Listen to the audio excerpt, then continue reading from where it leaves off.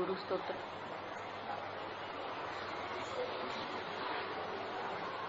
ओम हरि ओम श्री गुरुभ्यो नमः। हरि ओम। ओम सहना भवतु सहनौ भुनक्तु सह वीर्यं करवावहै तेजस्विनावधीतमस्तु मा विद्विषावहै। ओम शांति शांति शांति। पहलो श्लोक પછી 13મો શ્લોક। भज गोविंदम भज गोविंदम भज गोविंदम भज गोविंदम गोविंदम भज मूढ़मते गोविंदम भज मूढ़मते संप्राप्ते सन्निहिते काले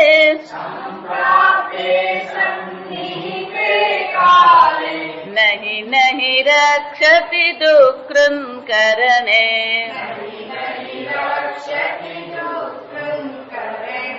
काते कांता धनगत चिंता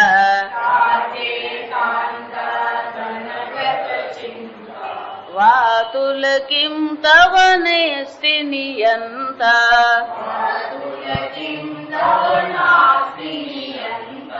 त्रिजगति सज्जन संगति रेका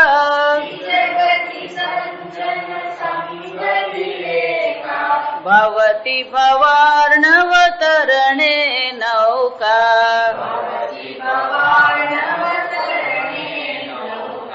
भज गोविंदम भज गोविंदम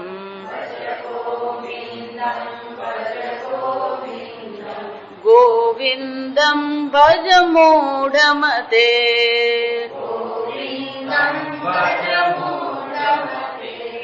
जटिलो मुंडीलुंचित केशः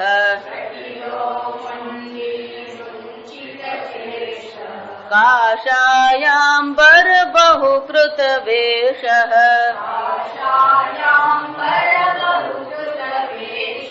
पश्यन्नपि च न पश्यति मूढः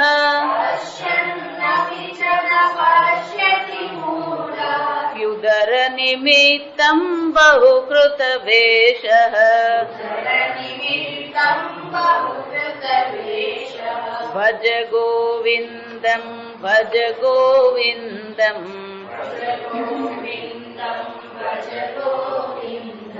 गोविंदम भज मूढ़मते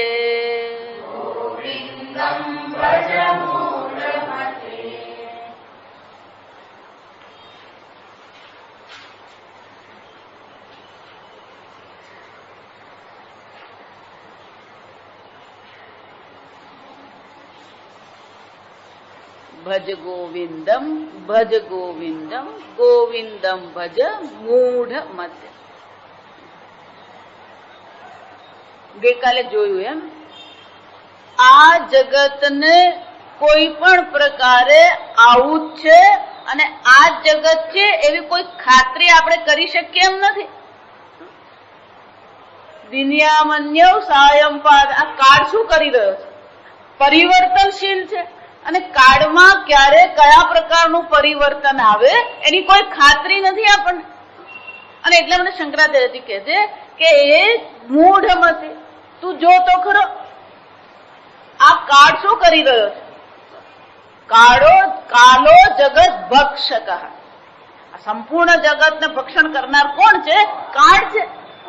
કાલ ક્રીડતી ગચ્છતિ આયુ તદપી ન મુંચતી આશા પાયુ।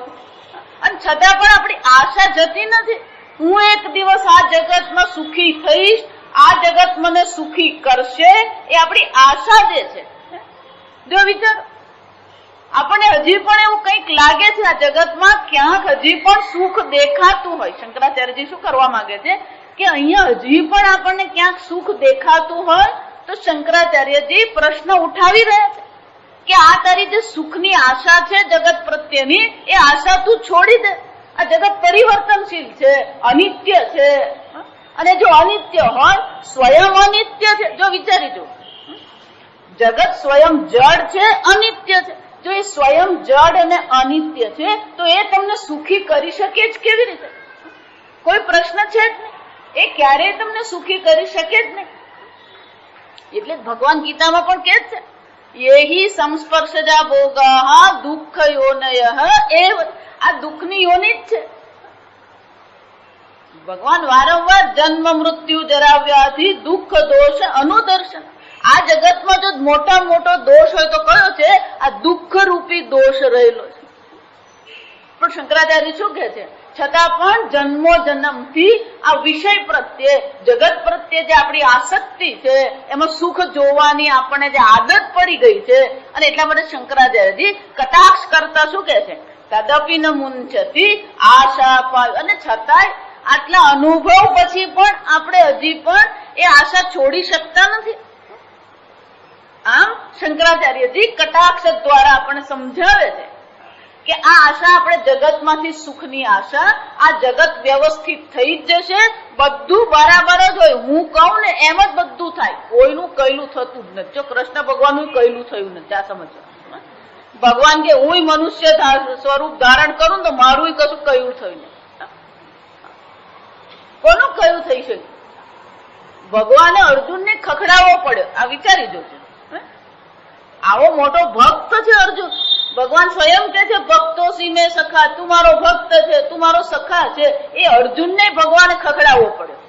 અને ખખડાવવામાં શબ્દ કેવો વાપરવો પડ્યો? ક્લૈબ્યમાં સ્મગમ અપાર્થ નૈતત્વ ઉપપદ્યતે શુદ્રમ હૃદય દૌર્બલ્યમ. આ તારી હૃદયની દુર્બળતા તું છોડી દે અર્જુન. આ તારી હૃદયની દુર્બળતા તને દુઃખી કરે છે. આ જગત દુઃખી નથી કરતું, આપણી હૃદયની દુર્બળતા. જો આ આશા એટલે દુર્બળતા જ છે. સમજવા, તમને કોણ દુર્બળ બનાવે? મેઘ સમાન જડ નહીં, આપ સમાન બળ નહીં. પણ એ આત્મબળ જ આપણે ગુમાવી બેઠા. આ આત્મબળ જ નથી તો બાકીના બળને કરવું શું છે? આપણે પોતાના પર આપણને વિશ્વાસ છે. આપણે 4 વસ્તુ કરીએ ને તો 5 જણને પૂછીને કરીએ. છોકરીને લગ્ન નીકળે ને તોય પેલા 6 જગ્યાએ જઈને પૂછી આવ્યા. વિચારી જો, આપણા નિર્ણય પર આપણને વિશ્વાસ છે ખરો? વિચાર જો. એટલા માટે આ પહેલાના જમાનામાં આ એક વિશેષ પ્રકારનો ધંધો હતો નહીં. જોજો, વિચારી જો. આજે પહેલાના જમાનાના લોકો છે ને, એ લોકોને ખબર હોય. પહેલાના જમાનામાં આ કન્સલ્ટન્સી નો ધંધો હતો. કોઈને કન્સલ્ટ કરવા જતા હતા આપણે.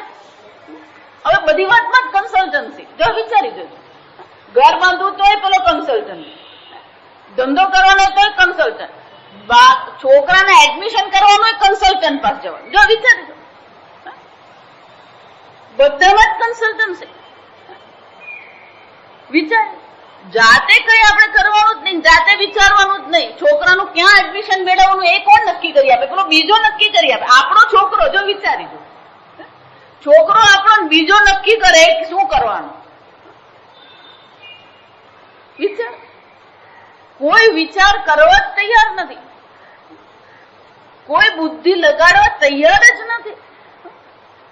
એટલે શંકરાચાર્યજી હવે બુદ્ધિ કેવી રીતે લગાવવી, બુદ્ધિ કઈ દિશામાં લગાવવી જોઈએ, બુદ્ધિનું માર્ગદર્શન હવે આ 13મા શ્લોકમાં શંકરાચાર્યજી કરે. જો વિચાર કે આશા તો જગતમાંથી તું છોડી જ દે.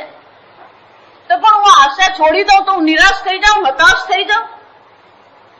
નહીં, નિરાશ હતાશ થવાનું નથી. કેમ? આગળના શ્લોકમાં આપણને 11મા શ્લોકમાં કહી ગયા, બ્રહ્મ પદમ તો પ્રવિશ વિદિત્વ. આ બ્રહ્મ પદની પ્રાપ્તિ કરવાની છે, એ બ્રહ્માનંદની પ્રાપ્તિ કરવાની છે. આ જગતમાં સુખ નથી, પણ તું જ સુખ સ્વરૂપ બ્રહ્મ છે એ જાણી લેવાનું છે. આ જગતને ઠીક કરવાની જરૂર જ નથી, તું આનંદ સ્વરૂપ છે.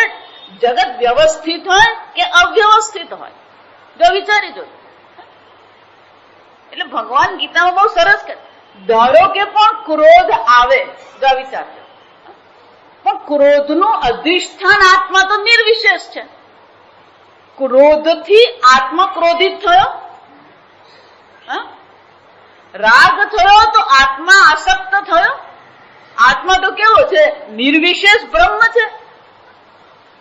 બુદ્ધિની ક્રોધાકાર વૃત્તિ પણ આત્મામાં છે જ ને. ઈચ્છા, દ્વેષ, સુખમ, દુઃખમ, સંગાદસ ચેતના. આ ઈચ્છા કહીએ, દ્વેષ કહીએ, ક્રોધ કહીએ, એ તો બધા શું છે? ભગવાન કે છે ઇતિ ક્ષેત્રમિતિ સમાસેન. આ તો બધા ક્ષેત્ર છે. તું છે જ નહીં. તું કોણ છે? ક્ષેત્રજ્ઞ છે. આત્મા તો ક્ષેત્રજ્ઞ છે. આ બધી વસ્તુ તું છે જ નહીં. કોઈ વસ્તુ આત્માને સ્પર્શી શકે એમ છે જ નહીં. ભલે પછી મન ગમે તેવું હોય, તો એટલા માટે એમ માનવાનું નહીં. આપણે હંમેશા કાલ્પનિક જગતમાં જીવવાનો પ્રયત્ન કરતા હોય. એટલે બ્રહ્મ જ્ઞાનમાં આવ્યા પછી આપણે કાલ્પનિક જગત છોડી શકતા નથી. ખાલી બદલાઈ ગયું હોય. પહેલા પેલો સાંસારિક કલ્પનામાં જીવતો હોય, હવે આ બ્રહ્મ જ્ઞાનની કલ્પનામાં જીવે. બ્રહ્માનંદમાં હું આમ બ્રહ્માનંદમાં. બ્રહ્માનંદમાં રહેવું એટલે શું? મન કહો.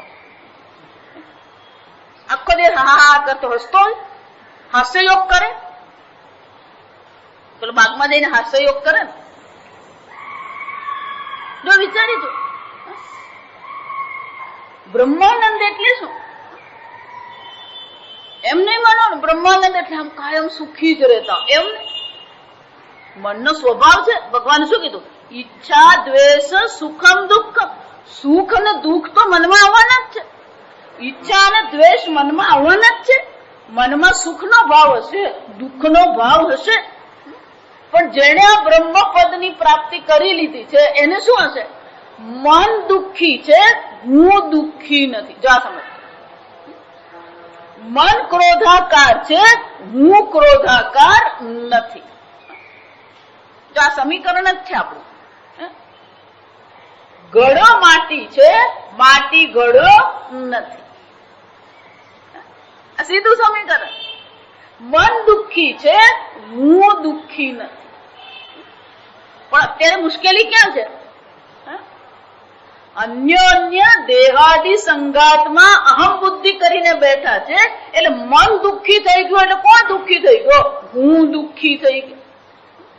મન ખુશ થઈ ગયું તો હું ખુશ થઈ ગયો.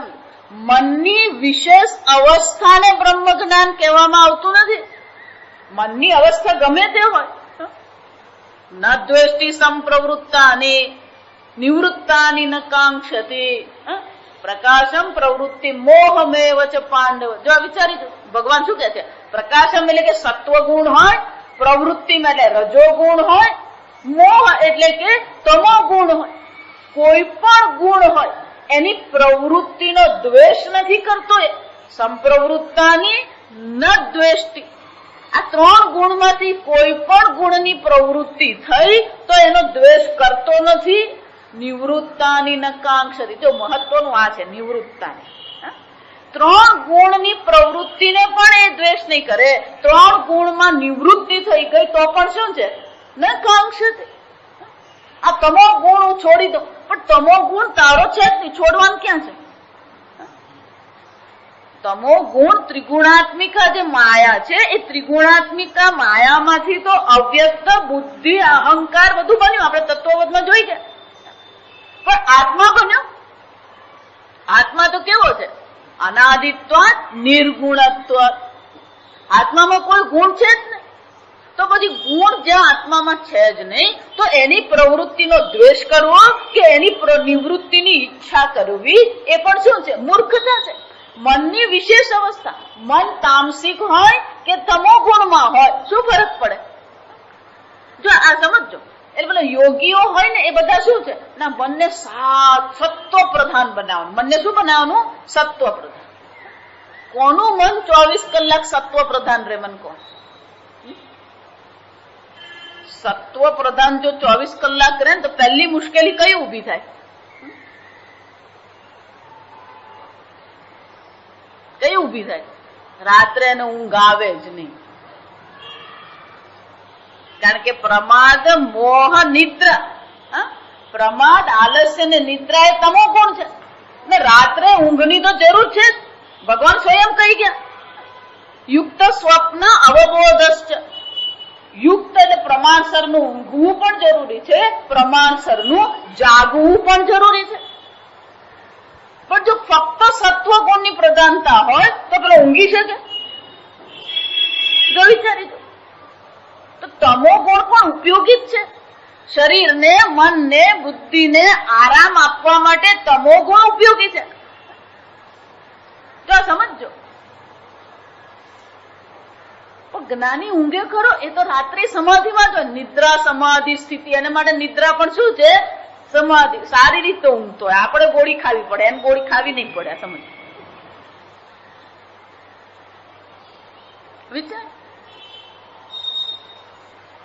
મન ઊંઘી ગયું કે મનમાં તમો ગુણ આવ્યો એટલે બ્રહ્મ જ્ઞાન નથી એવું માનવાની જરૂર નથી. કારણ કે બ્રહ્માનંદ એ મનની અવસ્થા નથી.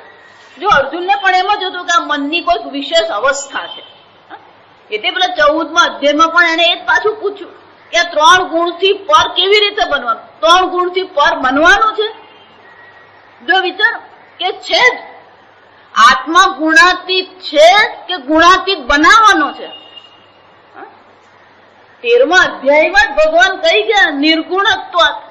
આત્મા નિર્ગુણ જ છે, પછી એમાં ગુણથી અતીત થવાનું છે. અર્જુને કથમ ગુણાતીત પૂછો પ્રશ્ન. આ જો સમજો એનો પ્રશ્ન શું હતો? આ ગુણથી અતીત કેવી રીતે બન્યો? એ ગઈકાલે જોયું એમ વિદિત્વા, જાણવાનું જ છે. વિદિત્વા પ્રવેશ, ફક્ત જાણવાનું જ છે કે આત્મા નિર્ગુણ છે.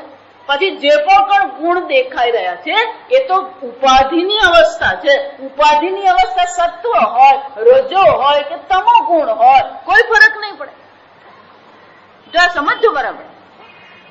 આપણે આ ઊંઘવા ખાવા બાબતે એવા બધા જાત જાતના આપણે નિયમો બનાવી દીધા. જ્ઞાની હોય એટલે આવું હોય, જ્ઞાની હોય એટલે આમ હોય. તો એટલા માટે તમે જુઓ આપણા શાસ્ત્રમાં અનેક પ્રકારના જ્ઞાનીઓની ચર્ચા. પેલો જડ ભરતની ચર્ચા આપણે સાંભળીએ. જો વિચારી તો જડ ભરત તો પડી રહેતા હતા.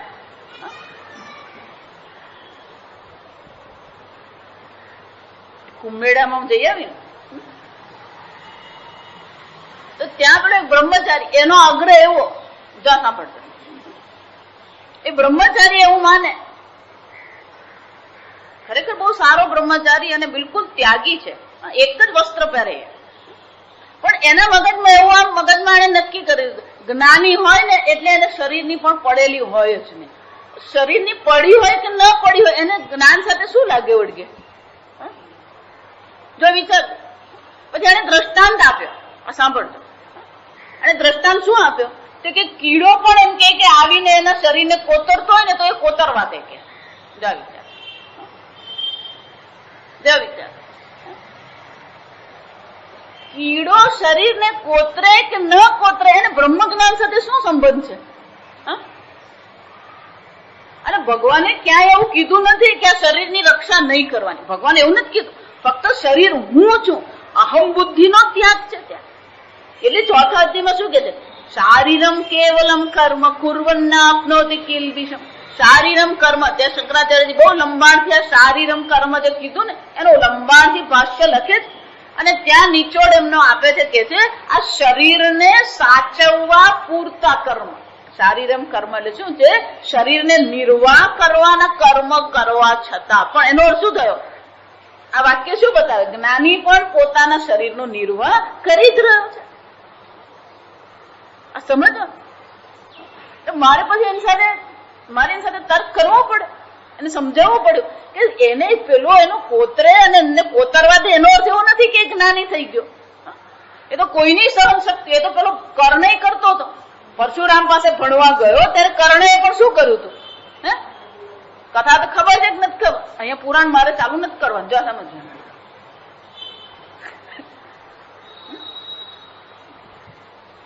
તો કર્ણ જ્ઞાની થઈ ગયો. પેલો કીડો એના જાંઘને કોતરી રહ્યો હતો, લોહી વહી રહ્યું હતું અને છતાં એ શાંતિથી બેઠો હતો. તો કર્ણ બ્રહ્મ જ્ઞાની બની ગયો. સમજો બરાબર. બ્રહ્મ જ્ઞાન એ તમારું સ્વરૂપ છે. મનની વિશેષ અવસ્થા એ બ્રહ્મ જ્ઞાન નથી. જીવનની વિશેષ અવસ્થા એ બ્રહ્મ જ્ઞાન નથી, એ તમારું સ્વરૂપ છે. જો આ યોગમાં આ એક બહુ મોટી મુશ્કેલી છે. યોગ માટે એ લોકો એને ભૂમિકા અથવા અવસ્થા એવો શબ્દ વાપરે. એટલે બ્રહ્મ જ્ઞાનને પણ એ લોકો શું માને છે? એક અવસ્થા માને છે, એક ભૂમિકા માને છે. જો આ સમજજો. પણ બ્રહ્મ જ્ઞાન કોઈ ભૂમિકા છે? બ્રહ્મ જ્ઞાન કોઈ અવસ્થા છે? જો વિચારી જો, બરફ ઠંડો છે એની અવસ્થા છે?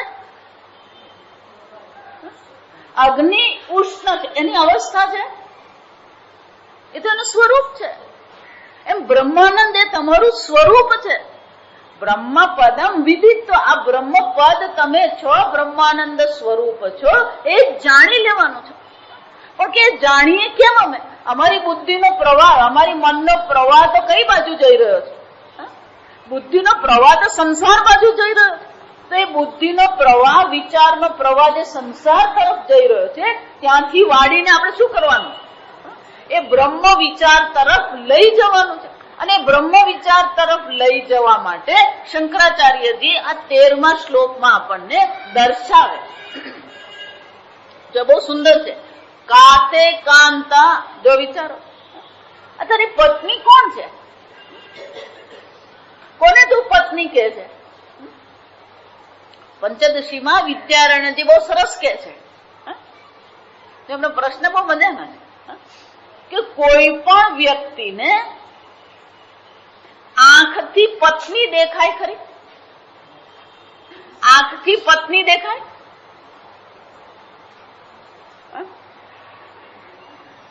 અને પત્નીને આંખથી પતિ દેખાય?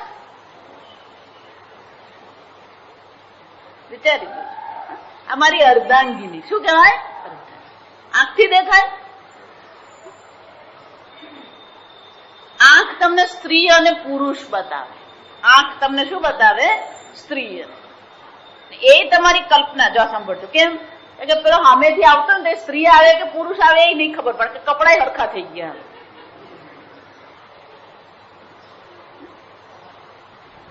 વિચાર, આંખથી તો તમને આ સ્ત્રી છે ને આ પુરુષ છે એટલું જ દેખાય છે. મનથી છે આ મારા પતિ, આ મારી પત્ની. જો આ વિચારી તો પતિ પત્ની જ નથી તો કાતે કાંત, આ તારી પત્ની કોણ છે? એના બહેનો માટે પ્રશ્ન શું થાય? આ તમારા પતિદેવ, પતિ પરમેશ્વર કહેવાય ને, આ તમારા પતિ કોણ છે?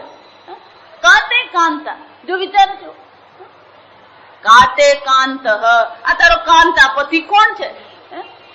જો વિચાર, ધનગત ચિંતા, આ તારી ધનગત આ પત્ની, પતિ પત્ની માટેની, ધન માટેની આ આટલી બધી ચિંતા કેમ છે તને? જો વિચારો, રાત્રે ઊંઘ કેમ નહીં આવે? કઈક ને કઈક મનમાં શું હોય? ચિંતા હોય. એટલે શંકરાચાર્યજી કહે છે તને આટલી બધી ચિંતા કેમ થાય છે? જો વિચાર, ઊંઘ જે છે ને સારામાં સારી ઊંઘ આવવી જોઈએ. જો શરીર સ્વસ્થ રાખવું હોય તો પહેલી વસ્તુ કઈ છે? જેની ઊંઘ સારી હોય ને એને શરીર સ્વસ્થ રહે. જો વિચાર, પણ આપણે તો પેલું આમ 1.5 ઇંચનું ઓશીકું ને પછી આમ 3 પર પંખો, 4 પર નહીં, 2 પર નહીં, કેટલા પર હોવો જોઈએ? 3 પર પંખો, પેલી બારી આમ ખુલ્લી હોવી જોઈએ. આજે જ મને કોઈ કહી દીધું હવે એસી વગર તો ચાલતું જ નથી, કે પહેલા એસી લક્ઝરી કહેવાતી હતી, હવે એસી શું થઈ ગયું? નેસેસિટી થઈ ગયું. આ સમજ,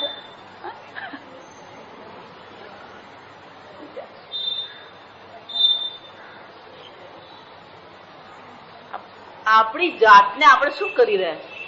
અંગ્રેજીમાં એને કહેવાય વી આર કન્ડિશનિંગ અવરસેલ્ફ. જેટલી તમે શરત પૂર્વકનું જીવન જીવશો એટલી તમારી પરતંત્રતા વધવાની. તમે જેટલી શરત મૂકતા જશો તમારા જીવન માટે એટલી જ તમારી પરતંત્રતા વધી જવાની. એટલે શંકરાચાર્ય કહે છે કાતે કાંતા ધનગત ચિંતા. આ પતિ પત્ની કુટુંબ માટે, ધન માટે તને આટલી બધી ચિંતા શાની છે? અરે ચિંતા તો કરવી જ પડે કે કાલનું પછી કોણ ખાવાનું, કોણ આપવાનું? ચિંતા તો કરવી જ પડે. જો વિચાર, એટલે શંકરાચાર્યજી કે છે વાતુલ. જો આ વાતુલ શબ્દ બહુ મજાનો છે. આ વાતુલ શબ્દ એટલે શું છે? જેને પેલો બુદ્ધિ પર વાયુનો પ્રકોપ ચડ્યો હોય ને એને વાતુલ કહેવાય. બુદ્ધિ પર વાયુ ચડે ને, પછી બુદ્ધિ પર વાયુ ચડ્યો હોય ને પછી એ શું બોલે, શું કરે, શું છે?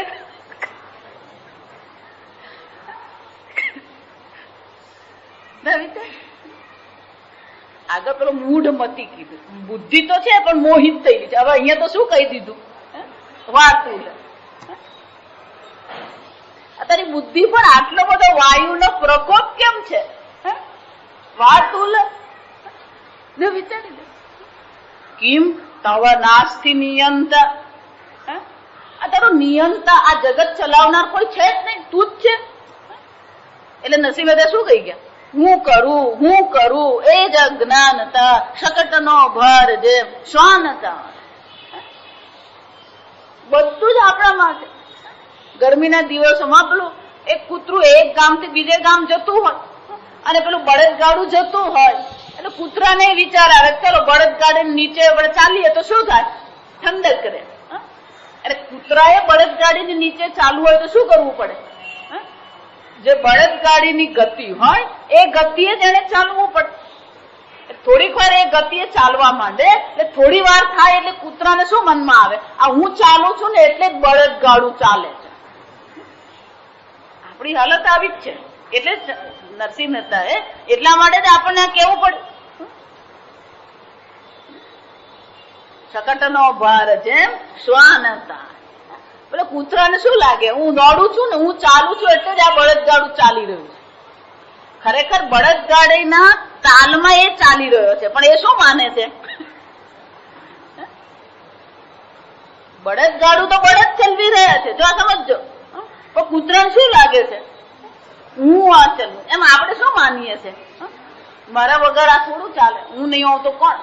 કોઈ ફરક નહીં પડે. એટલે મેં ગઈ વખતે કીધું મારી સાથે ચાલો 15 દિવસ કુંભ મેળામાં. અહીં વલસાડ એનું એ જ રહે, કોઈ ફરક નહીં પડે વલસાડ. પણ છતાંય આપણા મનમાં તો શું છે? હું નહીં હોઉં તો શું થાય? મારા વગર કેમ ખાશે? કોણ ખવડાવશે? બધા છે જ. વાતુલ કિમ તવ નાસ્તિ નિયંતા. જો વિચાર, આપણે માનીએ છીએ કે આપણા વગર આ જગત ચાલે નહીં. આના જેવી મોટામાં મોટી મૂર્ખતા બીજી કોઈ છે જ નહીં. તો અહીંયા જ એક બેન હતા, એમના મગજમાં એવું હતું કે હું નહીં હોઉં તો આ છોકરાઓને અને મારા વરને કોણ ખવડાવે? વિચાર, ઈશ્વર છે કીડીને કણ, હાથીને મણ. તો શિવાજીને આવો અહંકાર આવ્યો હતો. શિવાજીએ પેલો સુરત ને લૂંટ્યું 2 વાર, અને એનું મોટું સૈન્ય ઉભું કરી દીધું. એટલે શિવાજીના મનમાં એવું થઈ ગયું કે આ દેશની રક્ષા કરવા વાળો હું છું. એટલે એમના ગુરુજી રામદાસ મહારાજ, રામદાસ શું હતું? સ્વામી રામદાસ ના, સ્વામી રામ, હા સમર્થ સ્વામી, સમર્થ શબ્દ, સમર્થ. જો એટલે એમને પછી થયું કે આ મારા શિવાને શું થઈ ગયું છે? અહંકાર આવી ગયો કે આ બધાનું સંચાલન કરનાર, આ બધાનું પોષણ કરનાર હું છું. એટલે એક દિવસ કીધું ચાલ શિવા જરાક ચાલવા જઈએ. અરે ચાલવા નીકળ્યા. ચાલતા ચાલતા ક્યાંક અટકી પડ્યા. પછી કે શિવા એક કામ કરતો, આ પથ્થર તોડતો. એટલે નાનો પથ્થર હતો, પથ્થર તોડતો. પથ્થર તોડ્યો ને તો અંદર એક બખોલ હતી, બખોલમાં થોડું પાણી હતું, અંદર એક નાનો દેડકો હતો. એટલે ગુરુજીએ પૂછ્યું, શિવા આ પાણી તે મોકલાવ્યું અહીંયા? આ દેડકાનું જીવન તું ચલવે છે?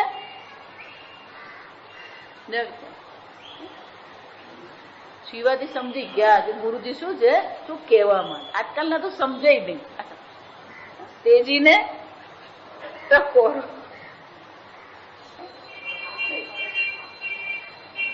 નાસ્તિ નિયંતા, કોઈ નિયંત્રણ કરનાર છે કે નહીં? મયાધ્યક્ષેણ પ્રકૃતિ સૂયતે સચરાચરમ. અર્જુન, આ મારા અધ્યક્ષમાં આ બધું થઈ રહ્યું છે. આ બધાનો અધ્યક્ષ કોણ છે? હું છું.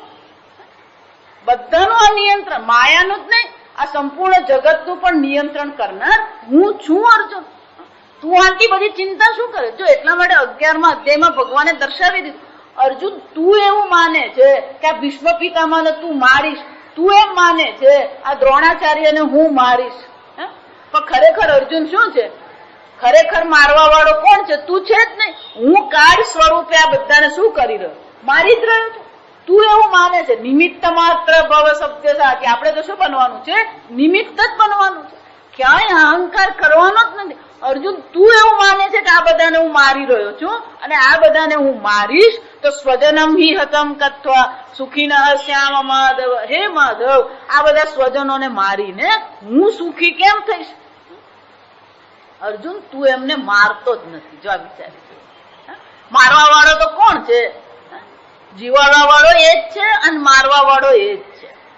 અને એટલા માટે આ સમજવાનું, શંકરાચાર્યજીએ પ્રશ્ન ઉઠાવ્યો કે તમે એમ માનતા હોય કે તમારી વૃત્તિ તમારે આ બધાની ચિંતા કરવી પડે અને એટલા માટે આ તમારું મન આ બ્રહ્મ જ્ઞાનમાં કે ઈશ્વર ચિંતનમાં જતું નથી. એટલે શંકરાચાર્યજી કહે છે આ બધાની ચિંતા તારે કરવાની જરૂર નથી. જો વિચાર, જો હંમેશા કહું, તમે કોઈ પણ વ્યવસાય કરતા હો, તમે કોઈ પણ ઘરની પ્રવૃત્તિ કરતા હો, તમારા રોજ બરોજના જે કાર્યો જે છે એમાંના 99% કાર્યો એ રોજ બરોજના છે અને એ તમે બિલકુલ યાંત્રિક રીતે કરતા હો. એમાં તમારે વિશેષ પ્રકારથી બુદ્ધિ લગાવવી પડતી નથી. અહીંયા સંસ્કૃત પાઠશાળામાં આવવા માટે તમારે વિચારવું પડે.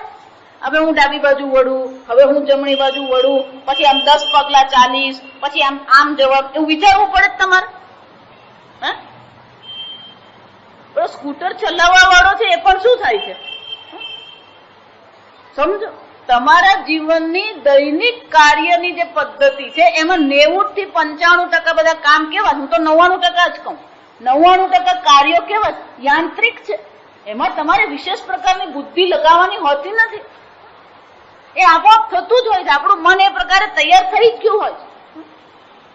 ભલે ને તમે 3 જણા વાતો કરતા કરતા આવતા હોય, પણ 3 જણા વાતો કરતા આવો તો પણ પહોંચો તો ક્યાં તમે? પાઠશાળા જ પહોંચવાનું. એમાં તમારે કઈ વિશેષ કરવું નથી પડતું. એનો અર્થ શું થયો? જો યાંત્રિક રીતે આ બધું થઈ શકતું હોય અને થઈ રહ્યું હોય તો માનસિક રીતે તો તમે મુક્ત છો જ. અને જો માનસિક રીતે મુક્ત છો તો એ મનને તમારે ક્યાં લગાવવાની જરૂર છે? ઈશ્વર ચિંતનમાં, બ્રહ્મ ચિંતનમાં તમે લગાવો. જો મન તમારું તૈયાર હોય તો ગમે એવી ભીડમાં પણ તમે ઉભા હોય, તમે શું કરી શકો?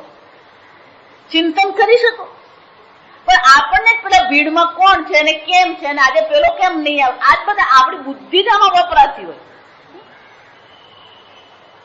આપણી બુદ્ધિ શું થતી હોય? આજે પેલો નહીં આવ્યો ને આ પેલો કેમ આમ ઉભો છે, એને જેમ ઉભા રહેવું, તું શાંતિથી ઉભો રહે ને તારે. તો વિચારી જોજો, બજારમાં જઈએ ને ત્યાંય આપણી માથાકૂટ જ છે. તમે જો એમ માનતા હોય, જો આ બજારની વાસ્તવિકતા તમને બતાવું, તમે એમ માનતા હોય કે ના રે હું તો 5 જગ્યાએ પૂછીને જ લઉં.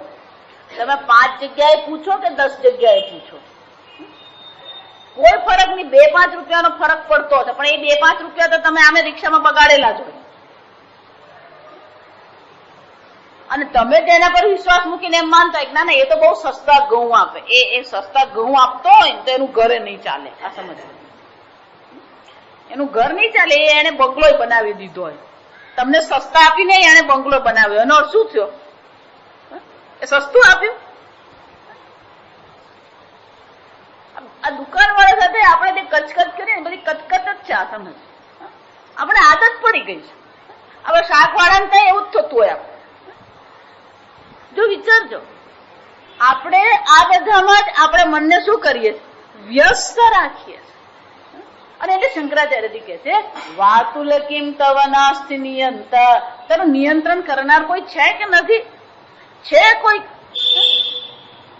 અને તમે ગમે એટલું કરો, તમે ગમે એટલા ભાવ કઢાવો ને, તમે ગમે એટલું વ્યવસ્થિત રાખવાનો પ્રયત્ન કરો ને, ગમે એટલા રોજના હિસાબ લખો ને, છતાં પણ જે ખર્ચો થવાનો છે તો શું થવાનો? થવાનો જ છે. એમને કદી કે હિસાબ નહીં રાખવાનો, લખવાનો હિસાબ તો રોજનો લખવાનો જ હોય, તો પછી પેલું ચિંતા નહીં કરવાની હોય. આપણા મનને આપણે જો સમજો એને શું કહેવાય, માનસિક રીતે આપણે મુક્ત થઈ શકતા. જે વ્યક્તિ માનસિક રીતે મુક્ત હોય એ કોઈ પણ અવસ્થામાં શું કરી શકે? આત્મચિંતન કરી જ શકે. વિશેષ અવસ્થા, વિશેષ દેશ કે વિશેષ કાળ હોય તો જ આત્મચિંતન થાય. જો આ યોગની માથાકૂટ છે. યોગ વાળા શું કરે છે? આમ વિશેષ પ્રકારનું હોય ને તો આત્મચિંતન. વેદાંત કહે છે કે કોઈ પણ દેશમાં, કોઈ પણ કાળમાં તમે આત્મચિંતન કરી શકો. જો નારદજીને આવું જ હતું મગજમાં. નારદજી બ્રહ્માજીના માનસ પુત્ર, એટલે એમને એમ જ હતું કે આવી રીતે આપણે આમ બાવા થઈને રહીએ ને તો જ આ નારાયણ નારાયણ ચિંતન થાય. પછી એમણે જનક વિશે સાંભળ્યું, રાજા જનક વિશે. એટલે એમના મનમાં એમ આવ્યું કે આ રાજા જનક તો બ્રહ્મ ચિંતન કેવી રીતે કરી શકે? એ તો શક્ય જ નથી એમને માટે. એટલે પહોંચી ગયા જનકના દરબારમાં. જો ઘણી વાર એવું થાય, આપણે જે વિચારતા ને એ જ આપણી સામે આવીને ઉભું રહે. એટલે એમના મનમાં એવો પ્રશ્ન હતો કે જનક રાજા બ્રહ્મચિંતન કરી શકે જ કેવી રીતે? આ તો રાજકારભારમાં પડ્યા છે, એ વિદેહ કહેવાય જ કેવી રીતે? અને ત્યાં પહોંચ્યા ત્યારે એમણે શું જોયું? તો કે તે જ વખતે પેલી રાજ નર્તકી નૃત્ય કરી રહી હતી. એટલે નારદજીને તો પાકું જ થઈ ગયું. શું પાકું થઈ ગયું?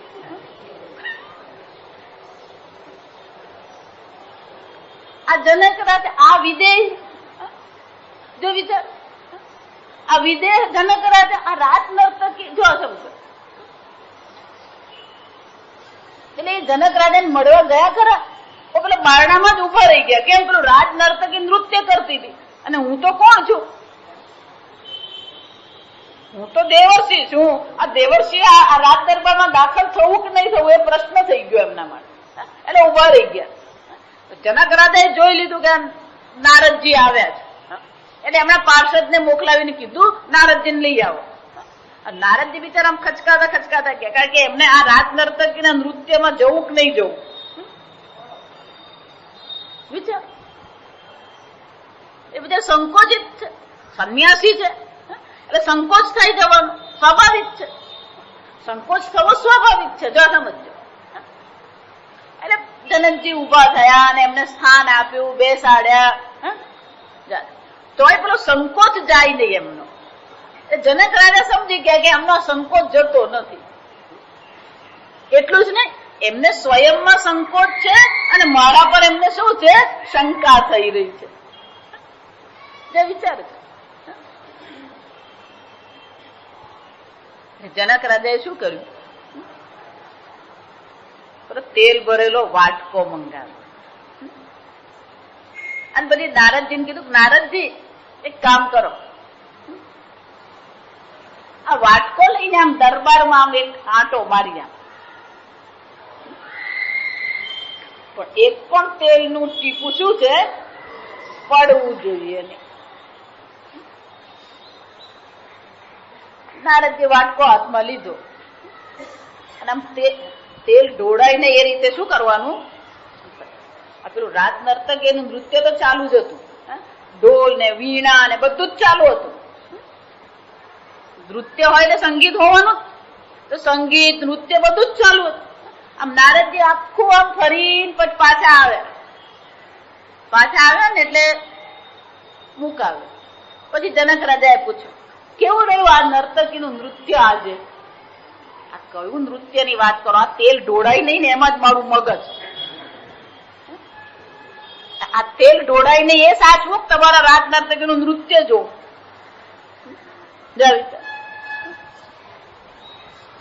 યસ્ય બ્રહ્મણી રમતે ચિત્તમ નંદતિ નંદતિ. આપણી બુદ્ધિ ક્યાં છે? આપણું મન ક્યાં છે? જગતની વ્યસ્તતા તો રહેવાની જ છે, એમાં તો કોઈ પ્રશ્ન જ નથી. રાજા જનક હોય કે રામજી હોય કે વશિષ્ઠ મુનિ હોય કે મહાત્મા હોય, આ જગતની વ્યસ્તતા તો રહેવાની જ છે. પણ આ બધી વ્યસ્તતામાં આપણે કાર્યભાર લેવાની જરૂર નથી. એટલે શંકરાચાર્યજી કહે છે આ બધામાંથી આપણા મનને આપણે મુક્ત કરીએ. એ નિયંત્રણ કરવા વાળો, એ ચલાવવા વાળો છે, એના પર છોડી દઈએ તો મજાની વાત. આપણને એવું લાગે ને કે હું કરું છું આ બધું. એક સરસ મજાની, જે લોકો શિવ ભક્ત હોય ને એ લોકો રોજ શું કરે? રોજ શિવજી ને મંદિરે જઈને શું કરે? જો સાંભળજો, ભગવાનને શું કરીએ આપણે? અભિષેક. હવે મને તમે એમ માનો છો કે તમે અભિષેક કર્યો, બરાબર? ગુરુત્વાકર્ષણનો નિયમ નહીં હોય અભિષેક થાય? તો તમે અભિષેક કર્યો કે ગુરુત્વાકર્ષણના નિયમે અભિષેક કર્યો?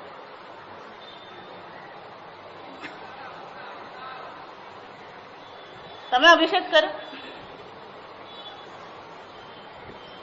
તમે લોટો આમ કરો એ તમારું કામ, પણ દૂધ શિવજી પર પડે કે ઉપર જાય એ કરવા વાળા તમે છો. જે લોકો આપણા અવકાશ યાનમાં જાય ને એ લોકોને પૂછ્યા વાળા, પેલી સુનીતાને પૂછ્યા વાળા, કેમ અવકાશ યાનમાં ધારો કે અભિષેક કરે તો થાય? શું થાય? દાણો પણ આમ નાખે ને તો આમ કરે તો દાણો ઉપર જાય. જ્યાં કે ત્યાં ગુરુત્વાકર્ષણ નથી, ત્યાં સમજો. તો અભિષેક ગુરુત્વાકર્ષણ ને કારણે થયો, તમારા કારણે થયો. તો તમે કર્યો? હા, આજે તો હું તો રોજ અભિષેક કરું જ. સમજો, આ અભિષેક કરવો શું છે? અહંકાર જ છે. આ સમજો, ભગવાન કહે કે હું જો આ ગુરુત્વાકર્ષણ એ ભગવાન જ છે. 15મા અધ્યાયમાં શું કીધું? ઓજસા, મારા બળથી આ પૃથ્વી પર બધી વસ્તુ હું ધારણ કરું છું. જો વિચાર, ભગવાનને ફૂલ મેં ચડાવ્યું. ફૂલ ત્યાં બનાવ્યું? ફૂલ તમે બનાવ્યું ના? મેં તો ભગવાનને કમળ ચડાવ્યું. કમળ ચડાવ્યું તો બહુ પુણ્ય મળે, પણ કમળ બનાવ્યું તો ભગવાને, તો પુણ્ય કોને મળવું જોઈએ? તમને મળવું જોઈએ, ભગવાનને મળવું જોઈએ.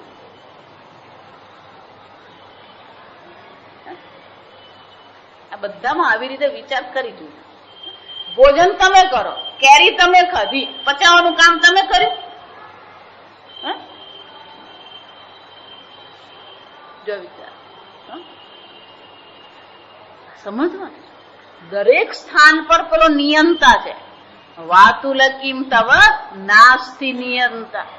દરેક સ્થાન પર વિચારશો તો પેલો નિયંત્રણ કરનાર છે. એ છે તો જ આ બધું થઈ રહ્યું છે. અધિષ્ઠાનમ કરતા છે અહંકાર. જો વિચાર, આ શરીર તમે બનાવ્યું? શરીર તમે બનાવ્યું નથી. શરીરનું સંચાલન તમે કરતા નથી. ગુરુત્વાકર્ષણનો નિયમ તમારો નથી. પાણી તમે બનાવ્યું નથી. તો તમે શું અભિષેક કર્યો? તો પુણ્ય તમને મળવું છે, ભગવાનને મળવું જોઈએ. સમજાય છે કઈ? છતાં એ ભગવાનની ઉદારતા છે કે પુણ્ય તમને આપે છે. આ સમજજો. છતાં એ ભગવાનની ઉદારતા છે કે તમને પુણ્ય આપીને સુખ આપી રહ્યો છે. સર્વ પ્રકારે હું બોલી રહી છું, એ પણ કોનું નિયંત્રણ છે? અને મારા મનમાં વિચાર આવી રહ્યો છે, એ પણ કોનું નિયંત્રણ? તમારા મનમાં ક્યારે કયો વિચાર ઉઠશે તમારા હાથમાં છે. વિચારી જોજો. શંકરાચાર્યજી અહીંયા કહી રહ્યા છે કે નિયંત્રણ કરનાર એટલે સંચાલન કરનાર તો છે. તું આ સંચાલન કરી રહ્યો જ નથી, અને એ સંચાલન એની રીતે બરાબર જ કરી રહ્યો છે. અર્જુનને પણ એવું જ હતું. 11મા અધ્યાયમાં ભગવાન એને દર્શાવવું પડ્યું કે અર્જુન, આ જગત હું જ છું, જગતનું સંચાલન હું કરું છું, અને જગતનો નાશ કરવા વાળો પણ હું જ છું. તું કોણ છે? નિમિત્ત માત્ર ભવ સભ્ય સાચી. આપણે તો નિમિત્ત માત્ર છીએ. જો વિચાર. અને અર્જુનને અક્કલ આવી અને ભગવાને શું કીધું? સ્થાને ઋષિકેશ. એ ભગવાન સ્થાને, સ્થાને એટલે શું છે? યોગ્ય જ છે. હું જ્યાં છું, જે અવસ્થામાં છું, અને મારી સામે જે કર્તવ્ય કર્મ છે એ બધી વસ્તુ કેવી છે? યોગ્ય છે. આપણે દુઃખનું કારણ શું છે? આપણે એને અયોગ્ય માનીએ છીએ અને પછી દુઃખી થઈએ છીએ. આ જગતમાં, આ જગતને બનાવનાર જે ઈશ્વર છે, જગતનું સંચાલન કરનાર ઈશ્વર છે, જગતનો નાશ કરનાર જો ઈશ્વર છે, તો આ જગતમાં ક્યાંય કોઈ ખામી હોઈ શકે? ઘટસ્ય કરતા ઘટજ્ઞ, સર્વસ્ય કરતા સર્વજ્ઞ. તો જે સર્વજ્ઞ હોય એના વિચારમાં, એના કર્મમાં દોષ હોઈ શકે? વિચાર. કોઈ પણ દ્રષ્ટિએ વિચારીએ, દરેક પરિસ્થિતિ, સાંભળજો બરાબર, દરેક પરિસ્થિતિ ઈશ્વર ચિંતન માટે ઉપયોગી છે. કોઈ પણ પરિસ્થિતિ, વિશેષ અવસ્થામાં, વિશેષ દેશમાં કે વિશેષ કાળમાં જ ઈશ્વર ચિંતન થાય, બ્રહ્મ ચિંતન થાય એવું જરૂરી નથી. કોઈ પણ જગ્યાએ, કોઈ પણ સ્થાને તમે બ્રહ્મ ચિંતન કરી શકો. પણ બ્રહ્મ ચિંતન કરવા માટે બીજી પરિસ્થિતિ કઈ જરૂરી છે? હું તમને એમ કહું, એન ચિલાડાનું ચિંતન કરો, કરી શકો? કેમ? એન ચિલાડાનું ચિંતન કરો, કરી શકો? કેમ નહીં કરી શકો? તમે એને જાણતા નથી. એ જ રીતે આ બ્રહ્મપદ છે, બ્રહ્મ ચિંતન કરવું છે, ઈશ્વર ચિંતન કરવાનું છે, પણ એ ક્યારે કરી શકશો તમે? ઈશ્વર શું છે, ઈશ્વર કોણ છે એ જાણીશું તો પછી ચિંતન થશે.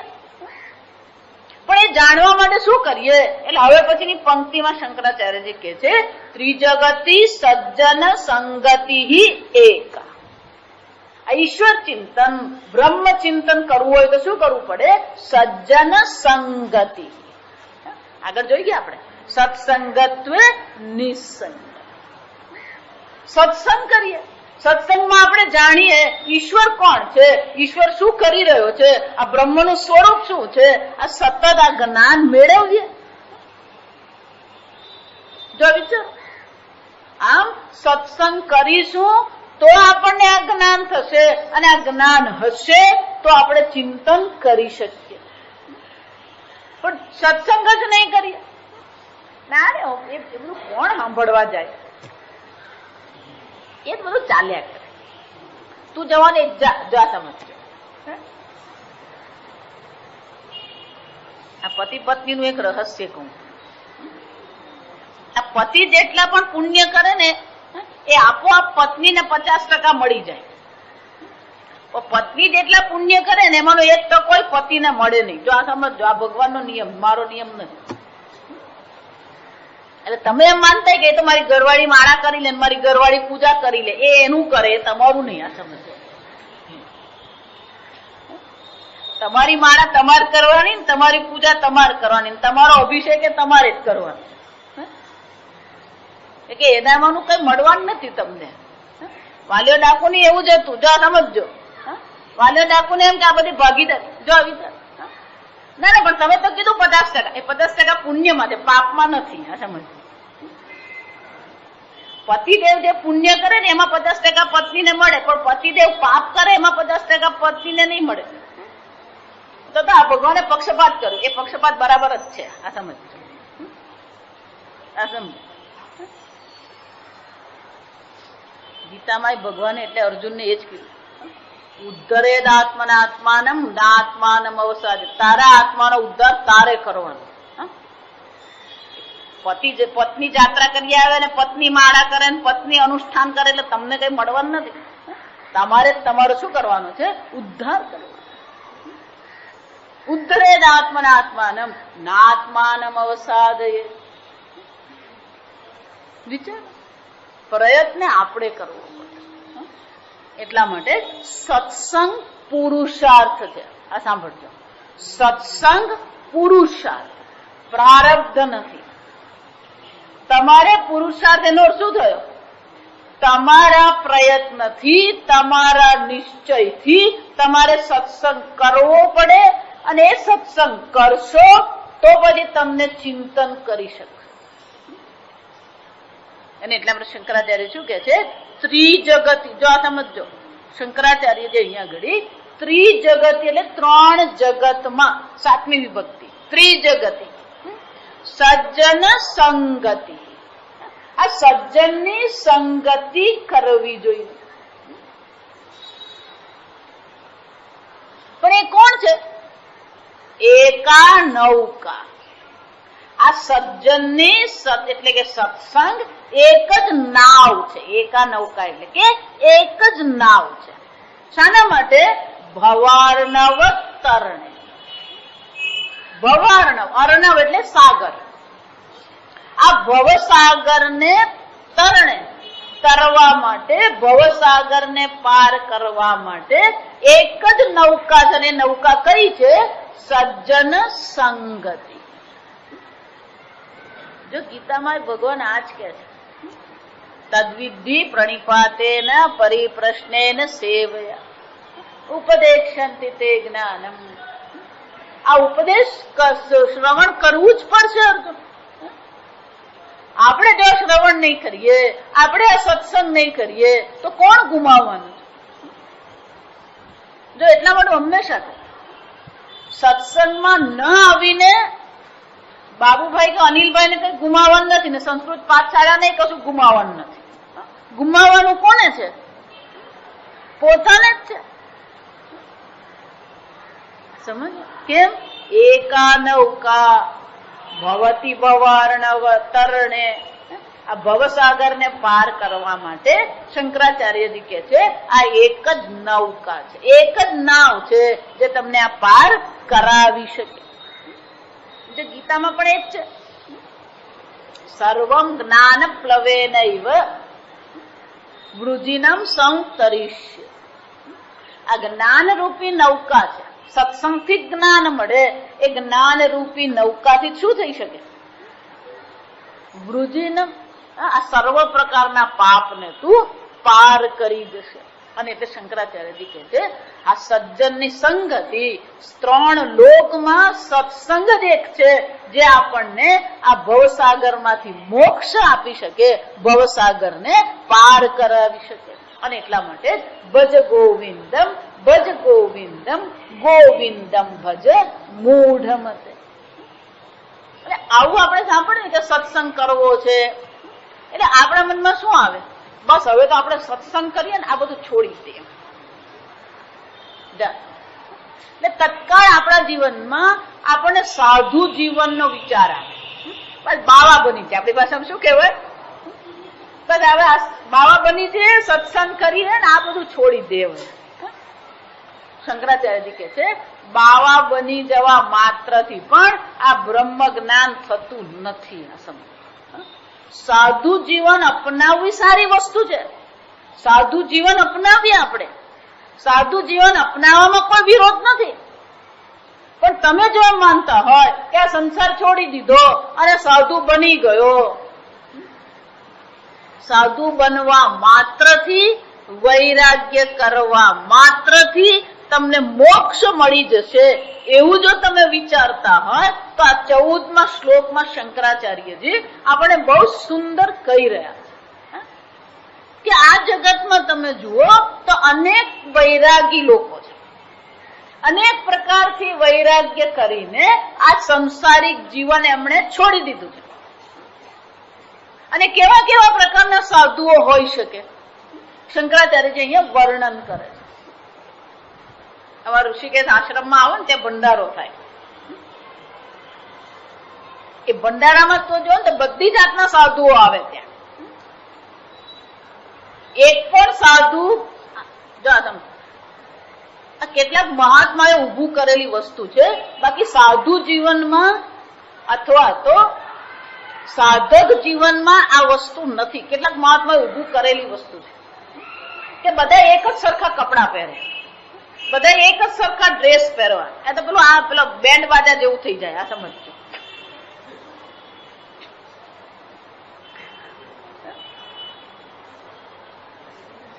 અને પેલાને ડ્રેસ જો ને એટલે જ ખબર પડે એ કયા પરિવાર વાળો છે. આ આપણી ભારતીય સંસ્કૃતિ નથી. આ સમજો, એક સરખા કપડા પહેરી લઈએ એટલે કઈ તમે સાધુ બની નહીં જાઓ ને તમને ભગવાન મળી નહીં જાય. અંગ્રેજી મને ડ્રેસ કોડ કહેવાય. જા સમજો. પણ તમે મેં કીધું એમ ઋષિકેશ આશ્રમમાં ક્યારેક જવાનું થાય અને ત્યાં 100 સાધુઓનો ભંડારો કરો ને, 100માંનો એકેય તમને સરખો નહીં દેખાય. 100 જણાના વેશ કેવા હોય? અલગ અલગ જ હોય. બધા જ કેસરી કપડા પહેરેલા હોય, પણ એકેને તમે જુઓ ને તો કોઈ સરખા નહીં. કેમ? એની મસ્તીમાં રહેતા હોય. જટિલો મુંડી લુંચિત કેશ કાશાયાંબર બહુકૃત વેશ. બધાના હોય તો કાશાંબર, બધાએ કેસરી કપડા જ પહેર્યા હોય, પણ છતાં પણ તમે જુઓ તો એક પણ સરખું દેખાય નહીં. જો અહીંયા જેટલા ઋષિકેશ જઈ આવે ને બધાને ખબર છે, ભંડારો જેને જોયો ને બધાને ખબર હોય. જટિલો જટિલ એટલે શું છે? જેને જટા ધારણ કરી. મુંડી એને શું કર્યું છે? મુંડન કરાવી દીધું. લુંચિત કેશ, જૈન લોકો શું કરે? વાળ ખેંચીને કાઢે. શંકરાચાર્યજી કે છે આ તો ખાલી મસ્તકની જ વાત કરી. જો સમજો, જટિલો મુંડી લુંચિત કેશ. એટલું જ નહીં, કાશાયાંબર બહુકૃત વેશ. આ કાશાયાંબર, આ ગેરુના કપડા અથવા કેસરી કપડા પણ જે પહેર્યા હોય એમાં પણ એક સરખા નહીં હોય. બહુકૃત વેશ. એ ભંડારો ને અમાર સ્વામીજીને તમે જુઓ ને તો સ્વામીજીના બધા જેટલા પણ સંન્યાસીઓ છો એ સંન્યાસીને તમે જુઓ ને તો તમને ખબર પડી જાય એકે સરખું નહીં મળે. કેમ? કારણ કે એવો કોઈ નિયમ બનાવવાની જરૂર જ નથી. તમે વસ્ત્ર કેસરી વસ્ત્ર કેવી રીતે પહેર્યા એને બ્રહ્મ જ્ઞાનને કોઈ સંબંધ નથી. બધા જુદા જુદા પ્રકારના હોય. સમજ. બધા ધારો કે બહેનોએ સાડી પહેરી, પણ સાડી પહેરવામાં પણ શું હોય? બધાની પોતપોતાની રીત છે, બધા પોતાની રીતે જ પહેરતા હોય. એટલે શંકરાચાર્ય શું કે છે? બહુકૃત વેશ. અનેક પ્રકારથી વેશ ધારણ કરે છે. ભલે કાશાંબર છે પણ કેવા છે? અનેક પ્રકારથી. આમ બહુકૃત વેશ. આમ સાધુ જીવન અપનાવી લીધું છે. પણ સાધુ જીવન અપનાવી લીધું એટલે એને બ્રહ્મ દર્શન થઈ ગયા, ઈશ્વર દર્શન થઈ ગયા. શંકરાચાર્યજી કે છે પશ્યન પિચન પશ્યતિ મૂઢ. સંસારી માટે મૂઢમતી શબ્દ વાપર્યો, સાધુ માટે કયો શબ્દ વાપરે છે? મૂઢ. સાધુ જીવન જીવવા શરૂ કર્યા પછી પેલો હજી મૂઢ જ છે. શંકરાચાર્યજી કે કેમ? જોવા છતાં પણ જોતો નથી. જો વિચારે, જોવા છતાં જોતો નથી એટલે કે એણે જેને માટે આ જીવન અપનાવ્યું એ જીવન અપનાવ્યા પછી પણ એ જે શાસ્ત્ર ચિંતન છે, ઈશ્વર ચિંતન છે, બ્રહ્મ ચિંતન છે એ તો એ કરતો જ નથી. જો એટલા માટે હું પહેલેથી અહીંયા આવે છે ને બધાને જ ખબર કે વર્ષોથી હું કહું છું કે સંન્યાસી બનીને સ્કૂલ ચલાવવાની કોઈ જરૂર નથી અને સ્કૂલ ચલાવવા માટે સંન્યાસી બનવાની કોઈ જરૂર નથી. આજકાલ લોકો શું કરે? સંન્યાસી બનીને હોસ્પિટલ ચલવે, સ્કૂલ ચલવે. એને કેસરી કપડાનો કોઈ સંબંધ નથી. આ સમજો. એમાં તમે સંન્યાસીને તમે શું કરી રહ્યા છો? જો વિચારજો. સંન્યાસ્ય શ્રવણમ કુર્યાત. સંન્યાસીએ તો શું કરવું જોઈએ? શાસ્ત્ર શ્રવણ કરવું જોઈએ. સંન્યાસ હોસ્પિટલ ચલાવવા ને સ્કૂલ ચલાવવા ને આશ્રમ ચલાવવા માટે નથી. આ સમજો. સંન્યાસ આત્મચિંતન માટે, સંન્યાસ શાસ્ત્ર શ્રવણ માટે. સ્વાધ્યાય પ્રવચનાભ્યામ ન પ્રમદિતવ્ય. સંન્યાસી માટે એક જ છે સ્વાધ્યાય અને પ્રવચન. તૈત્રીય ઉપનિષદમાં તમે જુઓ ત્યાં શિક્ષાવલ્લી એટલે કે સાધુ જીવનના આદેશની ત્યાં ચર્ચા છે. તો ત્યાં બહુ સરસ કીધું, વૃતંચ સ્વાધ્યાય પ્રવચને સત્યંચ સ્વાધ્યાય પ્રવચને તપશ્ચ સ્વાધ્યાય પ્રવચને દમશ્ચ સ્વાધ્યાય પ્રવચને શમશ્ચ સ્વાધ્યાય પ્રવચન. જેટલા પણ ગુણ બતાવ્યા એ બધાની સાથે પેલા બે તો સામાન્ય જ છે, સ્વાધ્યાય પ્રવચન. એટલે શંકરાચાર્યજી બહુ સરસ કહે છે, અગ્નિહોત્રં ચ સ્વાધ્યાય પ્રવચને ચ માનુષં ચ સ્વાધ્યાય પ્રવચને ચ અતિથયશ્ચ સ્વાધ્યાય પ્રવચને ચ. જો વિચારી દરેક તમારા સાંસારિક દરેક પ્રજા ચ સ્વાધ્યાય પ્રવચને ચ પ્રજનશ્ચ સ્વાધ્યાય પ્રવચન. પ્રજનન એટલે કે પ્રજોત્પત્તિ પણ કરો તમે, પણ સાથે શું આવવું જોઈએ? સ્વાધ્યાય. પ્રજા ચ સ્વાધ્યાય પ્રવચને ચ. ભલે તમે ઘર બાર વાળા છો, કુટુંબ કબીલા વાળા છો, પણ શું કરવાનું છે? સ્વાધ્યાય પ્રવચને ચ. જો વિચાર, પ્રજાતિશ્ચ સ્વાધ્યાય પ્રવચને ચ. પ્રજા એટલે પુત્ર, પ્રજાતિ એટલે કોણ છે? તમારા પૌત્ર અને પૌત્રી પણ હોય છતાં પણ શું હોવું જોઈએ? ના રે, કેમ નથી આવતા? હવે આ પોયરું કોણ રાખે?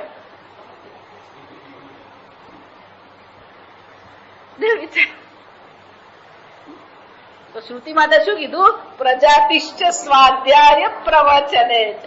પૌત્ર કે પૌત્રી હોય તો પણ આ તો છોડવાનું જ નથી. શું નથી છોડવાનું? સ્વાધ્યાય અને પ્રવચન. અચ્છા, હું આ નથી કહેતી, આ સમજો ક્યાં કીધું છે? તૈત્રીય ઉપનિષદમાં. આમ શ્રુતમ સત્ય તપ દમ શમ અગ્નિ અગ્નિહોત્ર અતિથિ માનુષ એટલે અન્ય લૌકિક વ્યવહાર, પ્રજા પ્રજાતિ પ્રજનશ્ચ, આ બધું જ છે. એ તો બધું કરવાનું. શંકરાચાર્ય કહે છે કે આ બધા, ત્યાં ભાષાઓ શંકરાચાર્ય બહુ સરસ કહે કે આ બધી પ્રવૃત્તિ તો તમારા જીવનમાં હોવી જ જોઈએ, પણ આ બધાની સાથે શું આવવું જોઈએ? સ્વાધ્યાય પ્રવચન. જા સમજો બરાબર. મારું કહેવાનું બીજી વસ્તુ, જો ગ્રહસ્થને માટે સ્વાધ્યાય ને પ્રવચન છે તો પછી સાધુ માટે તો શું હોવાનું? સમજાય છે? હવે જો ગ્રહસ્થ માટે બધે સ્વાધ્યાય પ્રવચન લખ્યું તો પેલો જટિલો મુંડી લુંચિત કેશ, હવે એને શું કરવાનું? આસામ ચલાવવાનું? સ્વાધ્યાય પ્રવચન. જો સમજો. અને એટલા માટે છેલ્લે પાછું કીધું સ્વાધ્યાય પ્રવચનાભ્યામ ન પ્રમદિતવ્યમ. સાધુ જીવન આના માટે જ છે. જો ગ્રહસ્થને આ બધું કામ કરવાની સાથે જવાબદારી નિભાવવા સાથે જો સ્વાધ્યાય પ્રવચન હોત તો પછી સાધુ માટે શું હોવાનું? સમજો તમે. એટલે તો શંકરાચાર્યજી કે છે પશ્યનપી ચ ન પશ્યતિ મૂઢ. પશ્યનપી એટલે કે એની પાસે આ જીવન પ્રણાલી આવી ગઈ, સાધુ જીવનની પ્રણાલી એને અપનાવી લીધી છે, પણ સ્વાધ્યાય અને પ્રવચન જો નથી અપનાવ્યા તો શું છે? ઉદર નિમિત્તમ બહુકૃત વેશ. આ બધો વેશ શાના માટે ધારણ કરેલો છે? ઉદર નિમિત્તમ. આમે કઈ કમાણી તો થતી નથી, સાધુ બની જ 2 વારની ભિક્ષા તો મળી જાય. તો હું નથી કહેતા, શંકરાચાર્ય કહેતા, સમજો. ઉદર નિમિત્ત છે. સાધુ જીવન શાના માટે? 2 વાર ભિક્ષા લેવા માટે છે? નહીં, સ્વાધ્યાય અને પ્રવચન માટે. અને એટલે શંકરાચાર્યજી કહે છે કે સાધુ જીવન અપનાવ્યા પછી પણ એમ નહીં માનતા કે તમારા જીવનમાં સ્વાધ્યાય અને પ્રવચન આવી જ જશે, તમારા જીવનમાં બ્રહ્મચિંતન આવી જશે. કારણ કે જ્યાં સુધી તમે એનો નિર્ણય નહીં કરો, તમે પુરુષાર્થ નહીં કરો. એટલે ગીતામાં ભગવાન એને માટે શું કીધું? વ્યવસાયાત્મિકા બુદ્ધિ નિશ્ચયાત્મિકા બુદ્ધિ. નિશ્ચય તમારે કરવાનો, તમારે કોનો વિચાર કરવો છે, તમારે જીવનમાં શું સિદ્ધ કરવું છે એનો નિશ્ચય તો તમારે કરવો પડશે. ગ્રહસ્થ જીવન છે કે સાધુ જીવન છે આ સમજો. પણ તમારું મન ક્યાં છે? તમારું મન આ બધામાંથી વ્યસ્ત જે રહ્યું છે એમાંથી મુક્ત કરીને તમે આત્મચિંતન કરવા સમર્થ બન્યા કે નહીં? બ્રહ્મ પદમ તો પ્રવિશ વિદિત. એ તમારું મન બ્રહ્મ પદમાં પ્રવેશે છે કે નહીં? તમારું મન એ ઈશ્વર ચિંતન કરી શકે છે કે નહીં? એ મહત્વનું છે. તમારું જીવન કયું છે? ગ્રહસ્થ જીવન છે કે સાધુ જીવન છે? પણ મહત્વની કઈ વસ્તુ છે? ભજ ગોવિંદમ, ભજ ગોવિંદમ, ગોવિંદમ ભજ મૂઢ મતે. આગળ આપણે આવતીકાલે. ઓમ સ્વસ્તિ પ્રજાભ્યઃ પરિપાલયન્તામ ન્યાયેન માર્ગેણ મહિં મહિષાઃ ગોબ્રાહ્મણેભ્યઃ શુભમસ્તુ નિત્યં લોકા સમસ્તા સુખિનો ભવन्तુ કાલે વર્ષતુ પર્જન્યઃ પૃથ્વી સસ્યશાલિની દેશોऽયં ક્ષોભરહિતઃ બ્રાહ્મણા સन्तુ નિર્ભયાઃ ઓમ સર્વેષાં સ્વસ્તિર્ભવતુ સર્વેષાં શાંતિર્ભવતુ સર્વેષાં પૂર્ણં ભવતુ સર્વેષાં મંગલં ભવતુ સર્વે ભવन्तુ સુખિનઃ સર્વે સन्तુ નિરામયાઃ સર્વે ભદ્રાણિ પશ્યन्तુ મા કશ્ચિत् દુઃખભાગ્ ભવેत् અસતો મા સદ્ગમય તમસો મા જ્યોતિર્ગમય મૃત્યુર્મા અમૃતં ગમય. ઓમ પૂર્ણમદ પૂર્ણમિદં પૂર્ણાત પૂર્ણમુદચ્યતે પૂર્ણસ્ય પૂર્ણમાદાય પૂર્ણમેવાવશિષ્યતે. ઓમ શાંતિ શાંતિ શાંતિ.